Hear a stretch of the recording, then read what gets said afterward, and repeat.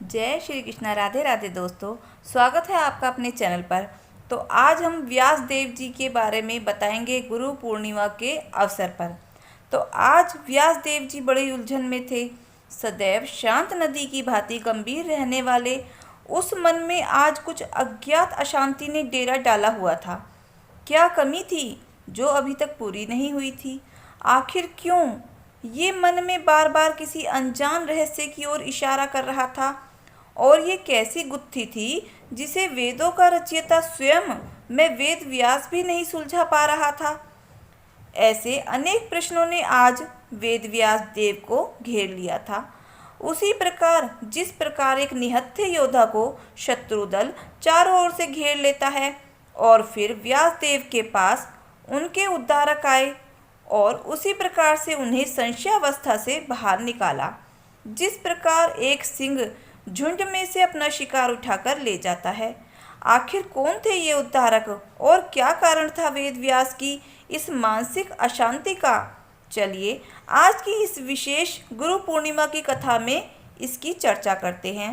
गुरु पूर्णिमा यानी गुरु तत्व की ओर अपनी कृतज्ञता व्यक्त करने का अवसर, जो मनुष्य को गुरु योनि की अज्ञान रूपी अहंकार से बाहर निकालकर ज्ञानमयी प्रकाश में लेकर जाए, वही गुरु है।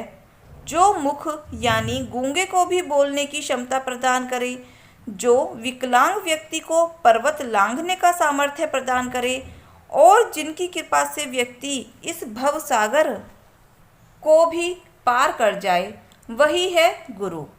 इसीलिए तो कहते हैं। तो चलिए आज गुरु पूर्णिमा के इस पावन अवसर पर हम वेदों के रचयिता वेद व्यास के जीवन की प्रेरणादायी और पवित्र कथा का श्रवण करते हैं। क्योंकि श्री व्यास देव ने हमें सभी वैदिक ग्रंथ दिए हैं, इसलिए उन्हें परम गुरु स्वीकार करते हुए गुरु पूर्णिमा को व्यास पूर्णिमा के नाम से भी जाना जाता है। तो चलिए आषाढ़ मास की इस विशेष पूर्णिमा तिथि पर व्यास देव की जीवन कथा के कुछ अंश सुनने का प्रयास करते हैं। श्री भागवतम के प्रथम स्कंद के चौथे अध्याय में कहा गया है कि द्वापर युग में महान ऋषि पाराशर और मत्स्य कन्या सत्यवती के गर्भ से परम भगवान श्री कृष्ण के अंश अवतार श्री व्यास देव का आविर्भाव हुआ था। उनका पूरा नाम श्री कृष्ण द्वैपायन व्यास।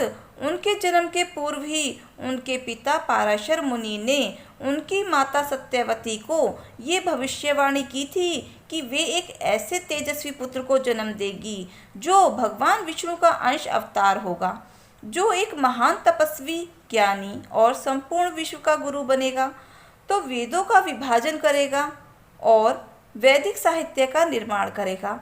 और कुछ ही समय में उनकी यह भविष्यवाणी सत्य हुई।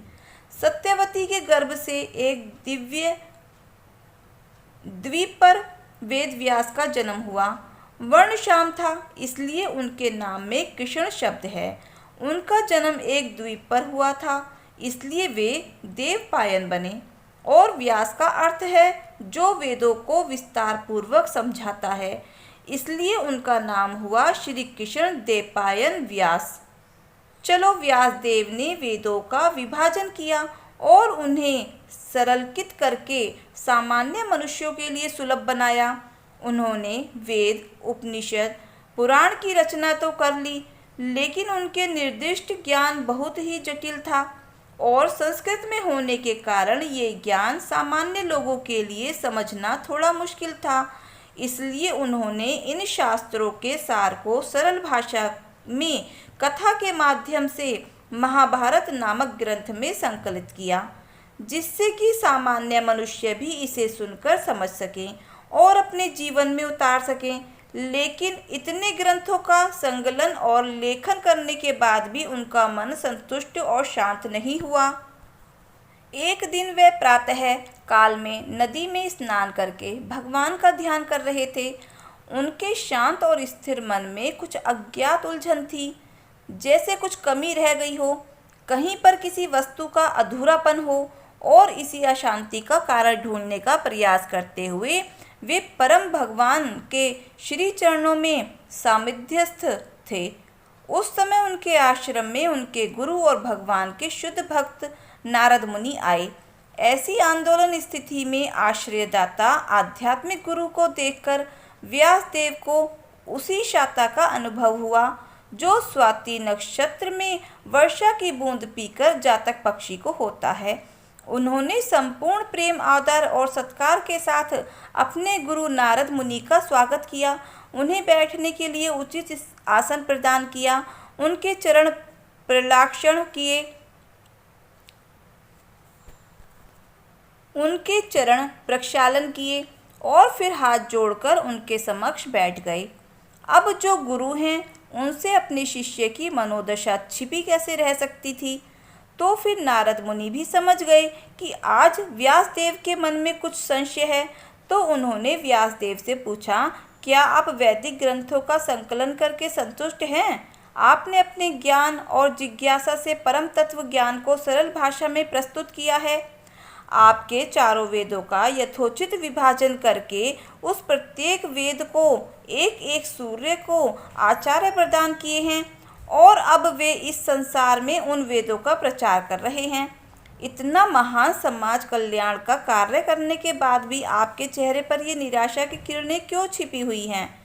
नारद मुनि के वचन सुनकर व्यासदेव उनके चरणों में गिर पड़े और एक शिशु की भांति उन्होंने नारद मुनि से कहा, हे भगवान, आपके वचन सत्य हैं। आप संपूर्ण विश्व की तत्व जिज्ञासा को संतुष्ट करने वाले वैदिक वाङ्मय का निर्माण करने के बाद भी मैं स्वयं असंतुष्ट हूँ।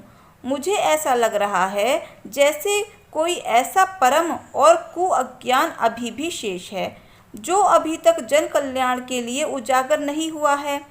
हे ऋषिवर, आप तो सर्वज्ञानी हैं। आप परम भगवान श्री हरि के शुद्ध भक्त हैं। आप तीनों लोकों में विचरण करते हुए इस संसार के पद जीवों का उद्धार करते हैं। कृपया आप ही मेरा मार्गदर्शन करें कि मेरी इस असंतुष्टि का क्या कारण है। व्यासदेव की ये जिज्ञासा सुनकर नारद मुनि बड़े प्रसन्न हुए। उन्होंने कहा, हे वत्स, आपने अत्यंत श्रेष्ठ प्रश्न पूछा है।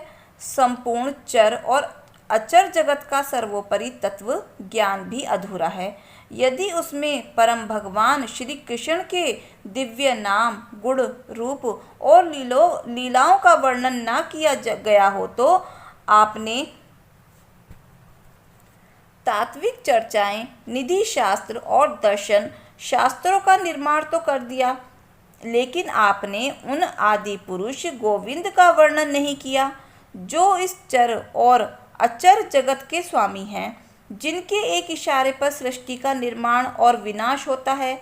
इसलिए अब तुम एक ऐसे ग्रंथ की रचना करो जिसमें शुद्ध रूप से परम भगवान श्री कृष्ण के दिव्य नाम, रूप, गुण और कार्यकलाप की चर्चा हो, जिसमें सर्वोच्च शिक्षा और अंतिम उपदेश भक्ति योग का वर्णन हो।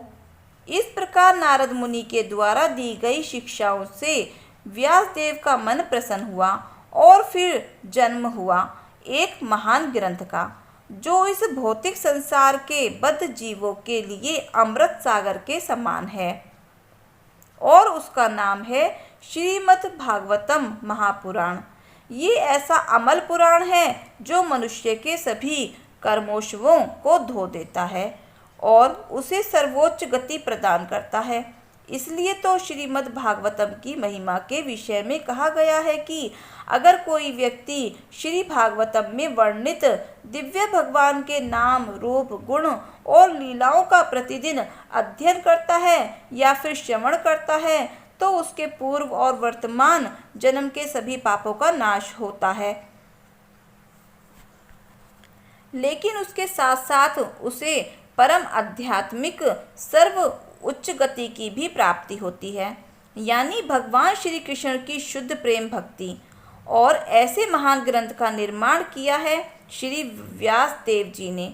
वैदिक शास्त्रों में गुरु और सर्वोपरि में अनेक स्थानों पर महिमा मंडित किया है, और इस बात में कोई संशय नहीं है कि यदि कोई व्यक्ति प्रमाणभूत संप्रदाय में आने वाले प्रमाणित गुरु की शरण ग्रहण करके उनसे भागवत भक्ति की दीक्षा प्राप्त करता है तो वह इस भौतिक संसार में जन्म मृत्यु के चक्र से सदा के लिए मुक्त हो सकता है। तभी तो भागवत गीता में भगवान श्री कृष्ण कहते हैं, जो व्यक्ति परम ज्ञान अपने जीवन में परम गति को प्राप्त करना चाहता है, उसे प्रामाणिक परंपरा में आने वाले आध्यात्मिक गुरु की शरण लेनी चाहिए, उनकी सेवा करनी चाहिए और उनसे परम ज्ञान के विषय में जिज्ञासा करनी चाहिए। तो दोस्तों, गुरु पूर्णिमा के इस विशेष अवसर पर आपको अगर ये वीडियो अच्छी लगी हो तो वीडियो को लाइक, शेयर और सब्सक्राइब अवश्य करें। तो मिलते हैं फिर नई वीडियो के साथ। धन्यवाद।